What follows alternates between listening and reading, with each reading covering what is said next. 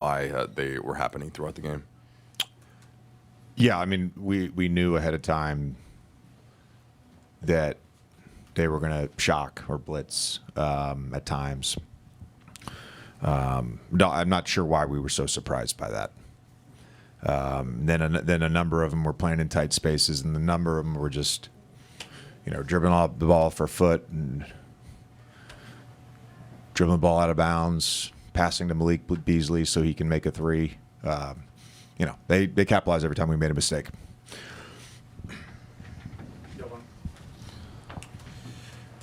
JJ, earlier in the season, you guys had kind of mentioned the Detroit loss in Detroit as an example of like maybe not taking things as seriously as you could have in that matchup until you guys had that late rally in that game.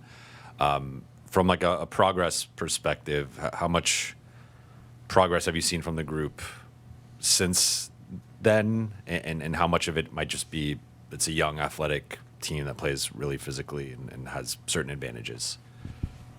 Yeah, no, I know what you're getting at, or what you're trying to ask, rather. I think we've had a lot of progress. I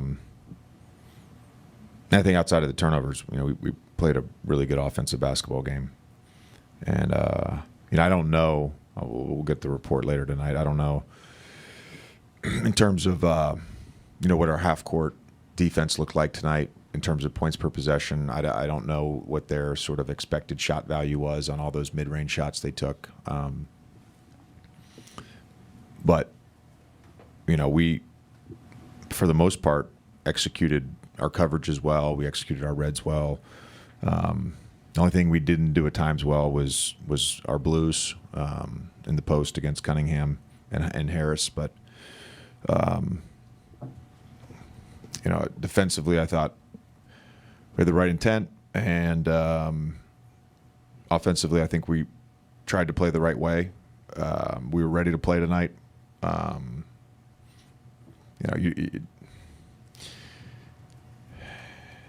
It's very hard to win in this league if you have you give the other team 15 more scoring opportunities than you did.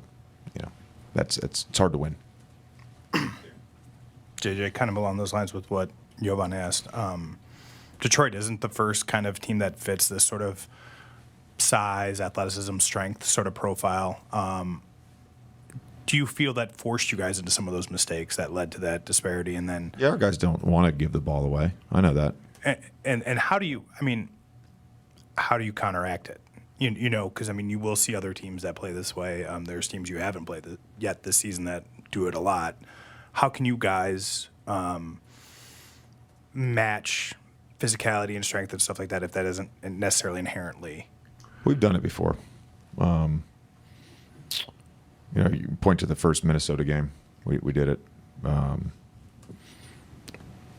Didn't do it the next time we played Minnesota both times, but we've done it before. Dave?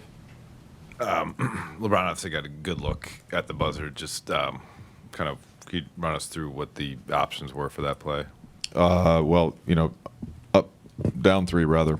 In that situation, you got to get a catch and shoot three. So that was the option. We executed it well. I'm not sure of the angle with AR. He was getting a lot of pressure on the ball, so LeBron kind of came out a little further than I would have expected. But again, I got to rewatch it from my angle. It could have been just the path, the only chance for him to get the basketball with where AR was. JJ, this is the third game in the last 5 you guys have finished with at least 20 turnovers. I know tonight you mentioned not handling the way Detroit blitzed you guys well. Is there, I guess, a through line that you saw between this game, the Minnesota game, and the Memphis game that, I guess, with the turnovers? All very different coverages. I think you have to certain turnovers are just, I don't know what the exact word is. Certain turnovers are unforced, and then there's what you're getting at is sort of the forced turnovers, and what Dan was getting at, which is the forced turnovers. I think just not trying to play in tight spaces, draw the crowd, don't play in a crowd, and did a lot of playing in crowds today.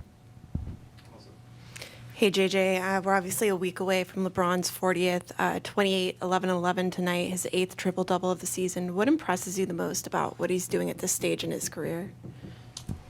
Just the competitive stamina to be able to dig deep and find it time after time after time, not get bored with that. It's impressive. Hey, JJ, I saw D'Lo go to the locker room. I think it was early in the fourth quarter. Was there an injury, or do you have any sort of update? Yeah, he's there? getting his thumb or his hand. I'm not sure. Just something on his Okay. hand checked out. Coach, there wasn't any moments with Traore or Coloco out there, a lot of small ball lineups. How'd you feel those small ball lineups did tonight? Not well because we turned the ball over, but we liked what we saw with Rui at the 5 in Sacramento and wanted to give it a look tonight. Thanks.